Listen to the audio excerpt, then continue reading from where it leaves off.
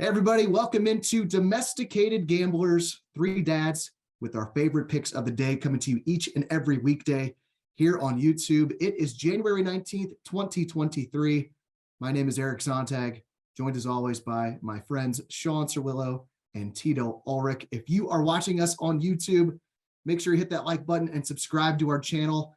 You can also find us on Twitter at Gambling Dads. And if you're interested in sponsoring the show, you can shoot us a DM on Twitter. Again, that's at Gambling Dads. All right, boys, let's recap last night. And the big story is you, Shawn. Your perfect run continues. You are making it rain. You cashed a couple plays last night. You had OKC -4. That covered easily. And then our Missouri Tigers. Huge win over Arkansas last night. Mizzou was down 10 with 5 minutes to go, but they come back to win and cover the -1.5 to cash a 2-star play.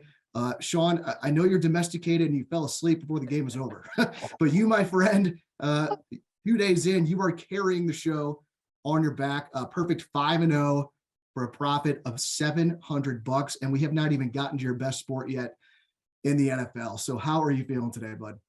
Well, like I said yesterday, we're just going to eat some humble pie.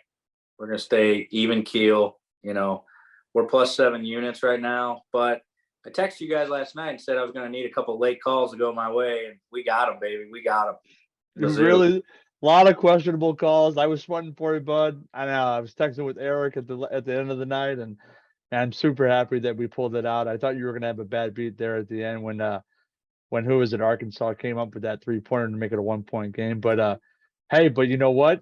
Mizzou hit their free throws at the end of the game, and so it's what it's all about. So kudos to you for staying hot and making the right plays, baby. Staying sharp. So like I talked about beginning show, I'm not going to release my edges and give my model away. That is my edge, but it's going to work all year. I have faith in it. I've been doing it for a long time now. I'm profiting. So stick with my picks and let's cash, baby. I love it. So yeah, big win for the Tigers. Big win for Shawn. Tito, I don't know if it's a good thing or a bad thing, but we have not gotten any graded plays from you as of yet here on the show. You do have plays pending for this weekend that we'll remind people of here in a little bit. It's like, what's your hesitation, man? Like, why haven't you dove in yet this week on betting some games? And will you have a play at the end of today's show for a game happening tonight? Hey, he don't want to buy sandwiches. I already know this guy's so domesticated. He don't have any money in his pocket. He don't want to buy us a joyous sandwich. Yeah, that's right.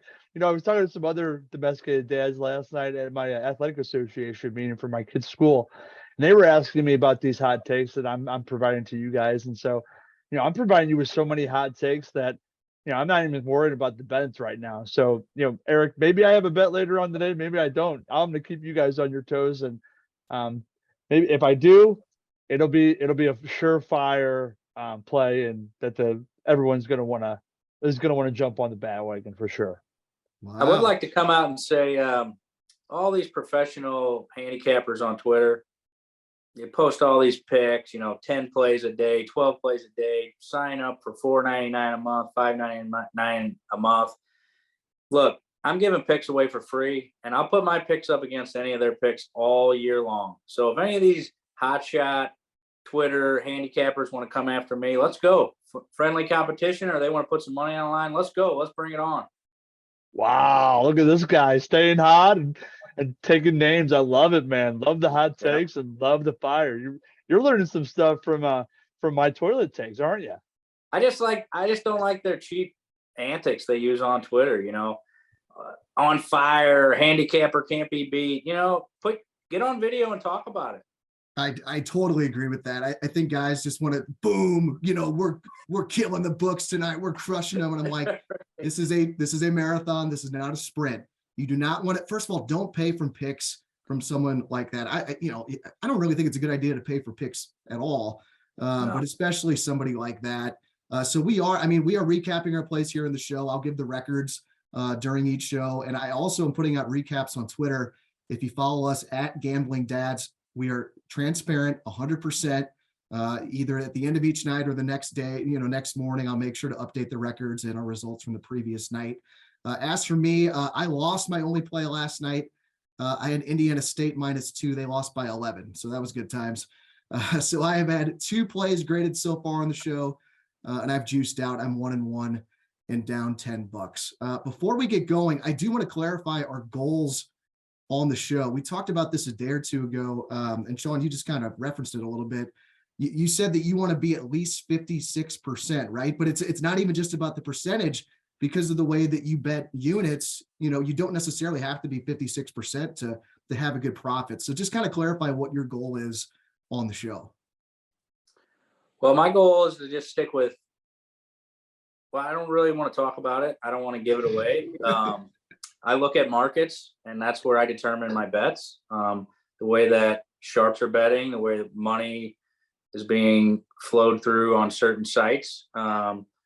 I don't really want to dive into too much of that, but yes, for sure, if you're just a domesticated dad and you're trying to cash, maybe to put some extra food on the table, times are tough for everyone. Stick with us and follow our bets. It's been such a long season for me with NFL. I'm finally getting into some other sports, and I'm starting to feel a little mojo again. But like I said, humble pie. I'm going to stay even keel because it's a long season. Yeah, you mentioned the 56% a day or two ago. If you hit 56%, you're going to be very profitable. Yeah. Oh yeah. I think let's not worry about the percents though, because I was talking to some dads too again last night, and they were really impressed with our unit talk. They want to hear more big unit talk. So that's what we need to focus in on, I think. Bigger the unit, the better. Absolutely. We do not unit size shame on this show. The size of a unit is your business and your business only, right? And also you got to stick with a handicapper through thick and thin, because we might get some new followers and they might follow me, and I might lose all 4 games tonight, or all 3, or all 2, but you missed out on the 5 picks before. So don't give up, or don't be a troll after a guy has one bad day. It's going to happen to everybody. 100%. And also for the domesticated dad out there who says, I'm only going to bet this game because I can watch it on TV. That's a terrible way to handicap things. You can pretty much watch any game anywhere you want nowadays. Yeah, remember that this weekend, Shawn. Well, I'll bet any game, even if I'm not watching it, if I have an edge. Yeah, but you were complaining last night about how you're going to be so busy at Monster Jam and about these wrestling tournaments that you can't watch these NFL games. Take your phone with you, watch these games, put some bets down, baby. Come on, get fired up. And watching them. Oh, let's spend quality time with the family. He's totally domesticated. There's a time and a place for everything with bets like that. I think it is okay if you are like, maybe you have a night at home to yourself and your wife and your kids are out and there's a game on that you're entertained by. Maybe you don't have an edge on it, but if you just want to throw, like, phrase out I've heard is like pizza money, like the amount of money you'd spend on a pizza. You just want to throw an amount of that on a game just to have some entertainment. I think that's okay, but know what that play is for. Like, it's for entertainment. It's not right. Like to build your bankroll. Just bet enough where it gives you a little bit of a sweat and enjoy it. But you're not going to win long term with that philosophy, is what I'm trying to say. If you want to handicap, don't handicap based on I can watch the game. Yes. Yeah, that is totally correct. Tito, your approach on the show, kind of, what you're trying to do. I think you just want to have some fun, give your hot takes, and we'll just see what happens, because like you've mentioned, you are not a bettor. Like I just don't think you're really wired for that. And I think we are kind of using you as the case study of the everyman that loves sports and hasn't really gambled a lot, but you're just going to dabble in a little bit, and we'll see what happens, both good and bad. So I think that's going to be fascinating to like see your progression, right? Absolutely. Yeah. Do not take any of my plays very seriously, folks. This is all fun for me. This is enjoyment. It gets me to have some fun and have some time and energy to talk to these two jokers and to let the audience and let the public see my hot toilet takes. So, that's what I'm here for. And these takes that I have, they are legitimate to a degree, but also know that I'm not betting these takes at all. I'm not a betting man, but I enjoy talking these sports and talking about lines. Now I'm getting to know ins and outs of different things. And to be candid, last night I would have been watching the Mizzou game at the end and knowing that the spread was 1.5, unless Shawn would have played it. So then I had some rooting interest in my buddy to to cash on that play. And so it added another level of excitement to the game that I'd never experienced before. So it's been a good experience thus far, and we'll see what happens with these takes and with me being Joe Public for you guys. Hey, and maybe by the end of the year or 6 months, maybe you get a little knowledge and you are gambling. Yeah, maybe. I think you're just a little baby caterpillar right now, Tito. You're just a little baby caterpillar, just kind of crawling along, and pretty soon you're going to blossom into a big, beautiful butterfly. What do you think? Absolutely. And I'll have these big unit sizes that I'll be able to put on these games, and that'll be great for everybody. I love that. So for me, I want to give you guys some great information to help you in making your bets. My goal is to be profitable with my picks on the show, but really, I just don't want you to lose your ass. You know what I mean? Like, have fun, enjoy the game, enjoy the process. Are you drinking a Pepper? What's that? Are you drinking a Dr. Pepper? Damn right, baby. I got some hot takes that I need to loosen up these loins with, baby. Sorry about that, Eric. Sorry. Are you trying to get them as a sponsor of the show, Tito? Dr. Yes. Pepper? Hey, sure. If anyone wants to sponsor, reach out. Pepper out At Gambling Dads. I'm trying to get the Athletic Association to sponsor us. So, Mr. Klein, Mr. Maurer, if you're watching, come on, fork over the dough, guys. Gambling Dad at Gambling Dads on Twitter, folks. Like and subscribe. Always be closing. So yeah, I was, I was profitable. I mentioned this before. I was profitable overall as a sports bettor last year, really without a sweat. And a lot of that was due to some futures plays. I won some big plays on some English Premier League futures. I'm also off to a great start this year because of cashing a lot of NFL futures. I just totaled it up recently. I went 30-13 in my NFL futures plays this season. So hopefully I can do that again for you guys when we get around to next season. But just be responsible, have fun, don't gamble when you're drunk, don't chase, all those things. So that's just where I'm at with how I'm approaching the show. Would you concur with that? It's just kind of a good way to approach it, Shawn? 100%. All right. Well, let's get into the meat and potatoes of the show. We're going to go heavy on the Sunday NFL games with Bills, Bengals, and Cowboys, Niners. Then tomorrow, we'll take our last look at all the playoff games and give out our fit. The Bills have taken some, it is up to Bills minus 5.5 at all the major books right now. The total is at 48.5. Tito, props to you, buddy. You locked in Bills minus 4.5 back on Tuesday with a 3-star play. So you feel confident about Buffalo. I could be wrong. I got a feeling you're going to be on an island on this one, though, here on the show. So just tell us where is your head at with this game and how you came to that conclusion on the Bills. Yeah, love the fact that I was able to get it at 4.5 and so locked it in 3-star play. I think the Bills are going to make the Super Bowl. That's been documented. It's been talked about a little bit. And I just think them playing wildcard weekend is a big advantage for them, getting an extra week of being able to play and having that momentum continued on. I think the Bengals are hurt. I know that Shawn said last year that Joe Burrow didn't have an offensive line. They made the Super Bowl. I did that. I remember watching the game on Sunday, I think it was, with the Bengals, and they referenced the Bengals team. The Bengals start. I think they were pretty much solidified the first 10 games of the season. Mm-hmm. Then they had some injuries and they started losing some games. So that's got me really, really cautious for the Bengals. And so I love Josh Allen, love Sean McDermott. I love this story. I love that. I think they're gonna play with their hearts on their sleeves, with DeMar Hamlin, showing up at the facility every single day, cheering on his teammates. It's a rags to riches story. Buffalo Bills haven't been in the Super Bowl since '94. They unloaded on the offseason. They are America's team right now. Jacksonville would be rags to riches, but and so they just need to make it happen. They're going to make it happen. Josh Allen's going to run all over the Cincinnati Bengals team. Buffalo's been talking about not running him more and more. That's all they talk about is not running Josh Allen. They do need to run Josh Allen to win this game. I agree with you. No, but that's not the only thing they can do. Josh Allen can dart a pass 60 yards down the field to Diggs and do you know how many turnovers Josh Allen's had this year combined with interceptions and fumbles?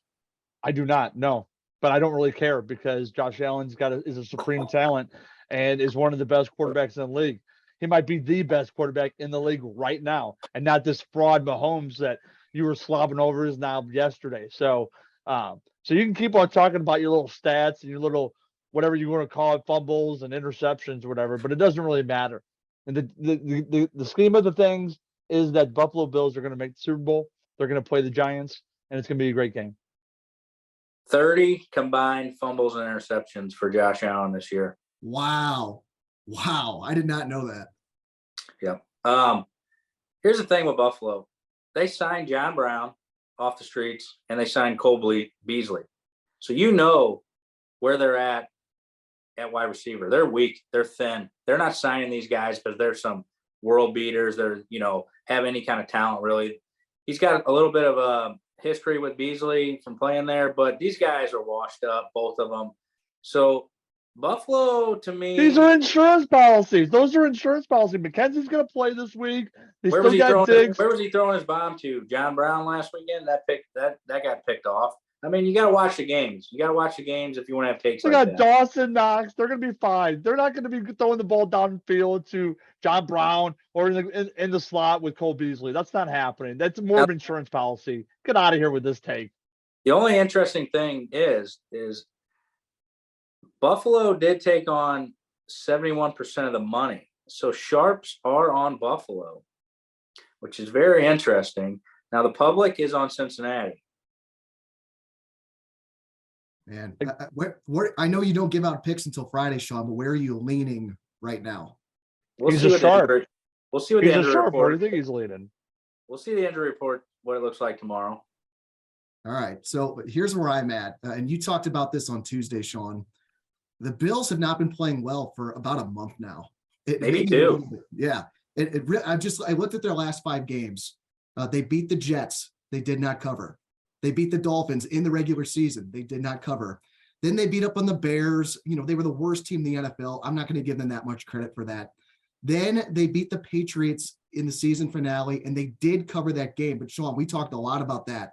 That was a fluky cover. The Bills won by 12, but they got 2 kickoff returns for touchdowns. They're lucky they did not lose that game. And then last week they survived, and they beat a third-string quarterback by 3 and obviously did not cover. So something does not feel right to me about the Bills. I think there's this narrative, and Tito, you are Joe Public to the extreme, and you just talked about it.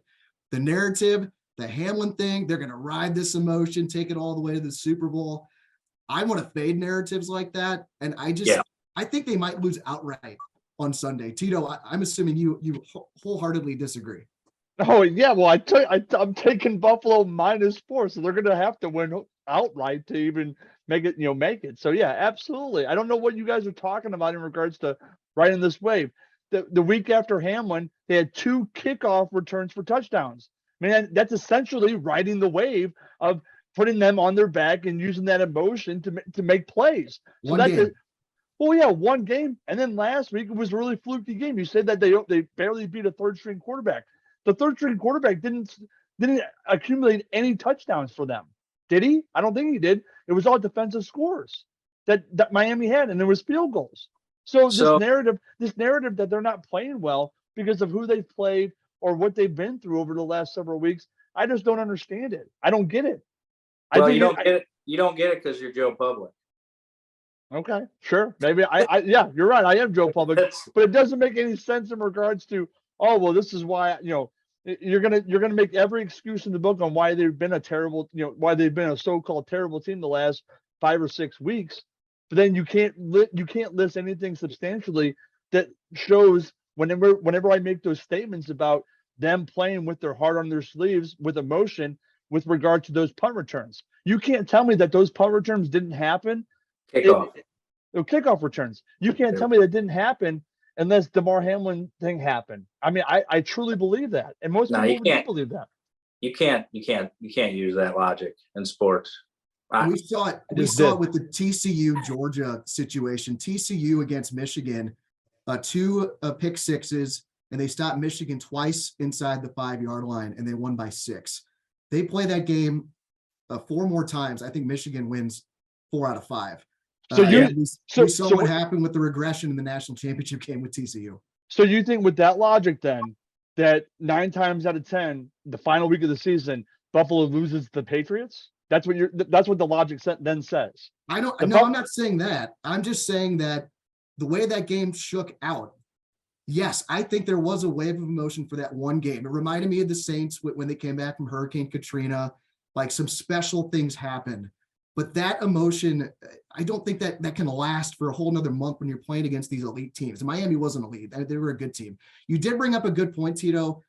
The Bills, I missed the game. I was at the pool in Mexico with my kid and my wife, but I just looked up the yardage stats. Buffalo just beat Miami by 3 last week. The yardage was 423 to 231. You know why the game was close? Josh Allen had turnovers, and that's been his bugaboo all year. We got to realize what he's not playing great. To Tito's point, Dayball. He lost him. He's not playing great without him. He doesn't have an offensive game plan. He's trying to play Superman ball. He's trying to make 60, 70-yard bombs, and then he's back in the pocket, taking too long to release the ball. That's why he's fumbling all season. You gotta look at the numbers. He's not taking care of the ball. Here's my breakdown. Cincinnati does have offensive line problems, but I trust Joe Burrow to not make turnovers. So this game's going to be closer. If it gets to 6, 7, give me the Bengals all day. I do like it at 4 for maybe Buffalo. I think Buffalo can win this game in a close game. We'll have to see what the injury report looks like tomorrow. But it's going to come down, can Josh Allen not turn the ball over? That's what this game's going to be about. If he turns the ball over, they're going to lose. We've been talking a lot about the Bills, and you just finally touched on the Bengals a little bit, Shawn, with Burrow. The Bengals have not lost a game since Halloween. Yeah. They've covered 8 straight games as underdogs. Joe Burrow, I just think he is straight gangster. Like, I love that dude. Yes, he is. He's just so nasty. He is 31-16 against the spread in his career. And get this, he is 15-1 in his last 16 games against non-divisional opponents. 15-1 against the spread against non-divisional opponents. When the Bengals are a dog of 3 points or more, like they are here, Burrow 13-2 against the spread in his career. Bengals are 20-5 ATS in their last 25 games overall. They have just been a cover machine. I'm ready to lock it in now. I'm going a 1-star play on the Bengals at +5.5. My gut just tells me do not trust the Bills. I love Buffalo. They were my childhood team growing up, but Burrow is just straight gangster, and I don't trust the Bills. That's it. I hope Buffalo wins by 5. Tito, you cash your -4.5, and I cash my Bengals +5.5. So I'm hoping it gets to 6 tomorrow. It might, but it's already gone up a point. I'd be surprised if it goes up anymore. So Tito, so I'm up against you on this one. So anything else to add on this game? Yeah, no, I mean, it's one of those things where you guys don't have a lot of faith in Josh Allen. I mean, I get the stats that Shawn provides, and I can't argue with those facts, but with Joe Burrow being able to cover, and those are amazing numbers. And if you provided those numbers yesterday talking about Daniel Jones and the Giants. So here I would be a hypocrite if I was talking about, oh, those don't really matter. But I think the Bills are a unique team. They're a good team. You know, he's had his struggle, absolutely. But, you know, I really think Josh Allen is a superstar quarterback, and you know, I think they're going to will themselves their victory, and they're going to win by. I think it's going to be by a touchdown. I mean, here's one narrative: before kickoff, Hamlin walks out onto the field. Right. No question. I mean, I can see that happening. I hope I hope the Bills win. I do. Yeah. This would be an incredible story. That place would be going bonkers. It would, but I just really think that the Bills and the Bengals are probably 2 of the 3 best teams in the NFL. Emotion might. I mean, the Bengals were driving down the field to make that a 14-3 game when Hamlin got hurt. Yeah, that's very true. So, you know, Shawn, we'll get your official play on this one tomorrow. But Tito, you're on the Bills 3-star play -4.5. I got a 1-star play on the Bengals +5.5. I hope we both win. Let's move on over to Dallas at San Francisco. Niners are -3.5 or -4, depending on your book. The total sitting at 46. This is the game I have no idea what to do with. I'm really struggling with it. I'm going back and forth. Game of the week. I'm calling it now. Game of the week. They've had a ton of great battles in the playoffs over the years. Yep. I do think the winner of this game is going to go to the Super Bowl, but I don't have much on this game. So Shawn, I'm going to start with you. Where are you leaning on this one so far? Well, I think this game's going to come down to Brock Purdy. Dallas can get after the quarterback. They can cause turnovers. Seattle did a good job of getting after Purdy, and he made some great plays out of the pocket, off script. He really did. But that was against the Seattle defense. Micah Parsons, how's his knee? We're going to have to find out, final injury report tomorrow, how he's doing. Dallas kind of got screwed over a little bit on the playing Brady on Monday night. They get 2 less days to prepare for the Niners. You give Kyle Shanahan 2 more days to prepare for Dallas. That's a big edge for him. I mean, Shanahan's the best coach in the game. Everyone knows that right now. This guy's shaking his head. He got Brock Purdy on the verge of going to the Super Bowl, the last pick in the NFL draft. He's definitely the best coach. I'm going to release my play tomorrow on it. I'm not going to give any leans one way or the other today. You have to tune in tomorrow for all 4 of my NFL plays. Tito? Brock Purdy is not Purdy. He is freaking terrible. He's a manufacturer of the system that he is in. Kyle Shanahan is not the best. He is not the best not the best head coach in the league. You got to be kidding me with this stuff. Are you serious right now? I don't know. I'm not going to make this declarative statement that Kyle Shanahan is the greatest head coach of all time. No, I didn't say that. We still have Bill Belichick, who still is pretty good coach too. I said he's the best coach in the NFL now. Brock Purdy's the flavor of the month. Bill Belichick is. We all know that. Brock Purdy's flavor of the month, and this guy, this so-called sharp, is eating up this flavor of the month. And this guy, I think San Francisco has a really good chance at beating Dallas. Mike McCarthy is a terrible head coach. He might win, and I hope Dallas does beat Purdy. And I hope they do cover the spread, or they do take the points and win outright, because that gives my G-men even more of a reason to go to the Super Bowl, because there ain't no way Mike McCarthy is taking the Dallas Cowboys to the Super Bowl this year, especially with how Brian Daboll has his offense running and how Daniel Jones is playing.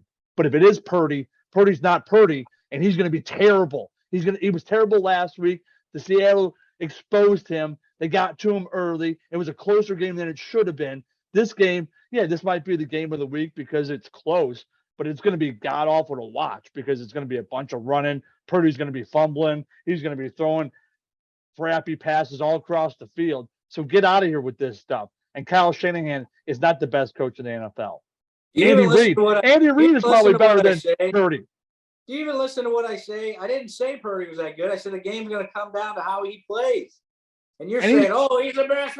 I never said that. You got to listen. Kyle Shanahan's the best quarterback. Do these things work? Do these things work in your ear? Leave me alone. Tito, you just mentioned that it's going to be a lot of running. I think that's a key point. That's kind of leading me to my lead. I'm not firing a play on this game yet. I'm just still so torn on the side. I just don't think I'm going to get there with anything. But I think the best way to play this game might be the under at 46. I might have said 48 earlier. I'm not sure. I think my eyes are going bad on my screen, but the total's at 46. I don't really know what DVOA means, but Shawn, I know you like that stat. And I saw that these two teams have the two best defenses in the NFL, according to DVOA. You got, Tito, you mentioned these two teams that love to run the ball, and they're very, very good at it. That means you got a lot of clock running. You got Purdy, that maybe the Niners want to be a little bit careful against this defense as a rookie quarterback. You got Dak, led the NFL in interceptions, so maybe Dallas plays a little more conservative to protect the ball. It's not an official play for me, but right now I am leaning under 46. Anybody got anything on the total? There's nothing wrong with a game that's running and defense. To me, that is football. I don't like this Mickey Mouse college. Let's throw the ball 60 times. Tom Brady, maybe Tito does, and he considers this boring football. To me, it's going to be smash mouth football, run the ball. Whoever can win the offensive line is going to win this game. And it's going to come down to Brock Purdy. It really is. I think Dak will make enough plays against this defense. Geno Smith moved the ball up and down the field against San Francisco's defense. Now, he's seen them twice in the year, but I think Dak, they already played them, right? What was the score of that game? I'd have to look. I don't think they played. Not this. Last year they played in the playoffs. I think it was 23-16. So definitely would have went under. Yeah, last year, because Debo played like a madman last year. I remember that. It's when he had his coming out party. So I don't know. I think it's going to be the game of the week. I really do. It's Sunday Night Football, NFL. They're going to want a great game. It's going to be a great game. Tito, anything else in this game? We'll talk more about it tomorrow. No. All right. We got a little under 9 minutes left, so let's get into the picks.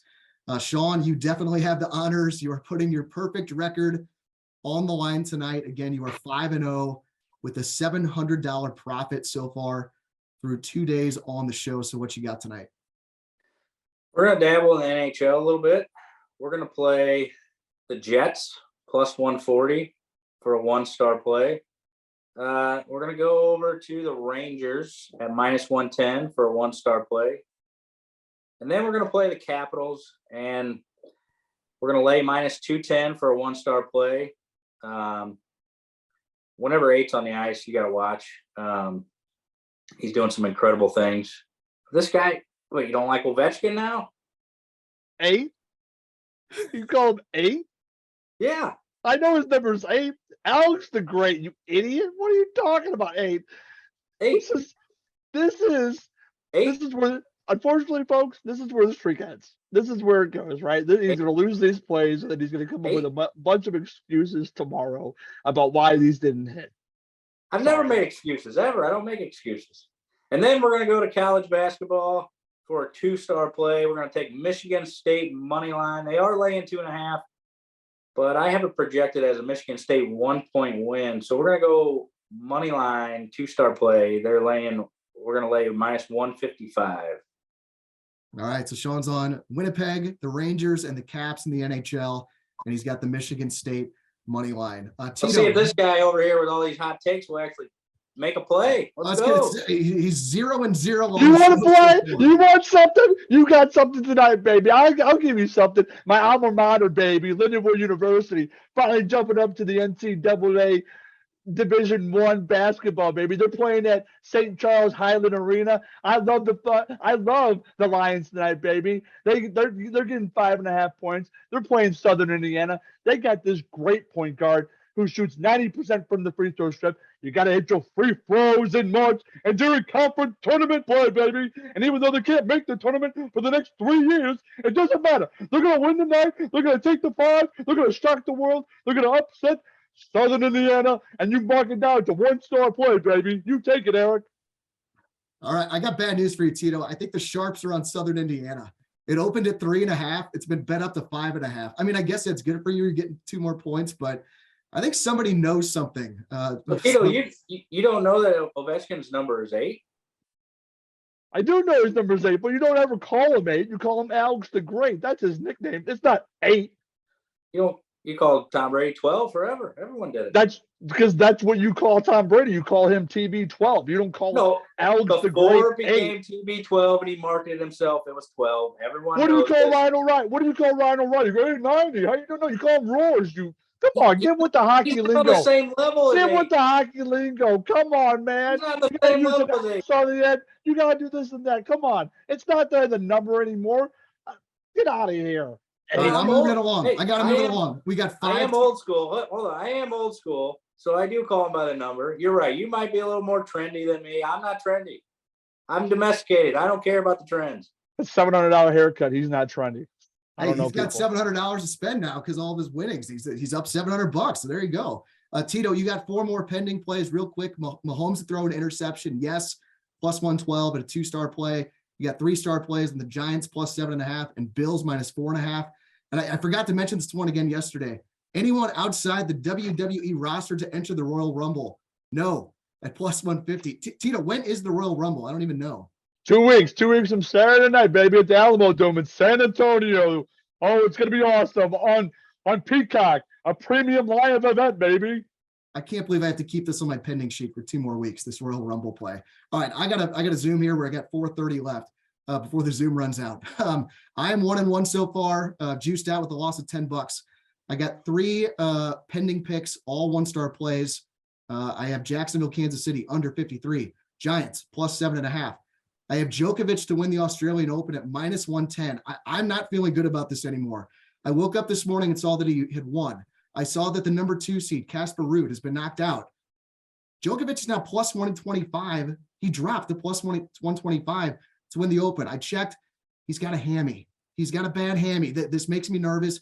He's got 5 more matches he's got to get through while this hammy's like hanging by a thread. And this is something I'm going to try and cover it real quick, okay? With futures, when I bet on Djokovic to win the Australian Open, this is a possibility. He could get hurt and get knocked out, and you lose your bet that way. When you are betting futures like that, in the future, I believe that you should bet unders on player season-long futures, particularly like I just saw this in the NFL this year. I told you earlier in the show how well I did in NFL season futures this year. I bet a ton of player season-long unders, like Keenan Allen, under 7.5 touchdowns. He gets hurt. He misses 7 games. He finishes with 4 touchdowns. I win that bet, no sweat. And Super sure. Yeah, but here's an example on the other side.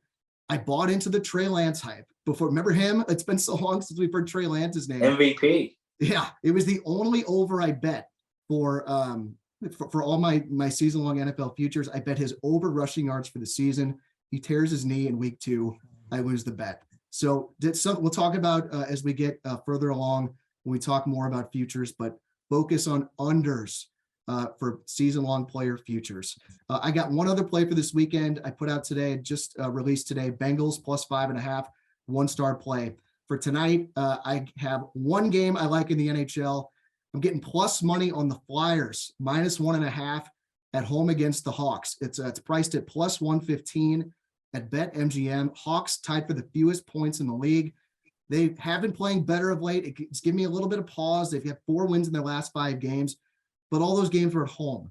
They just wrapped up a 7-game homestand, which is like super long for the NHL. Now they go back on the road. They're 3-11-2 on the road this season. They've lost each of their last 6 road games by at least 2 goals. And overall, each of the Hawks' last 14 losses have come by 2 goals or more. So I love that. Philly's hot. They've won 8 of 10. 7 of those 8 wins have come by at least 2 goals. I'm getting that plus money. I'm going to take it 1-star on the Flyers, minus 1.5 at plus 115. Any thoughts on those plays, Shawn? No, I like them though. We'll see how you do. That's what we're here for, to make plays. And this guy, Tito, still hasn't had one on the board yet. So we're still waiting to see what he's all about with his hot takes. See if he can back up them hot takes with his picks. I seen him over there coughing. I guess he was coughing on his hot takes over there. Ugh. Knock it off. It's all good. F the Lindenwood, Flyers. baby. F the Lindenwood. Flyers. F the Flyers. The Forget Lions. them. Flyers. Get them out of here. Philadelphia Flyers. I thought we were talking Lindenwood still. Lindenwood basketball. I'm so excited that you can bet on Lindenwood basketball now. I think that's it's awesome, baby. They're gonna hit the free throws and bunch. They're gonna make the tournament in like 3 years. All right, we got to wrap. We got less than a minute left. So remember, hit that like button. That's super important. Hit it on your way out. Subscribe to our YouTube channel. Follow us on Twitter @GamblingDads. For Shawn, for Tito, I'm Eric. This has been Domesticated Gamblers. Thanks for watching, and we will see you guys tomorrow. Let's cash.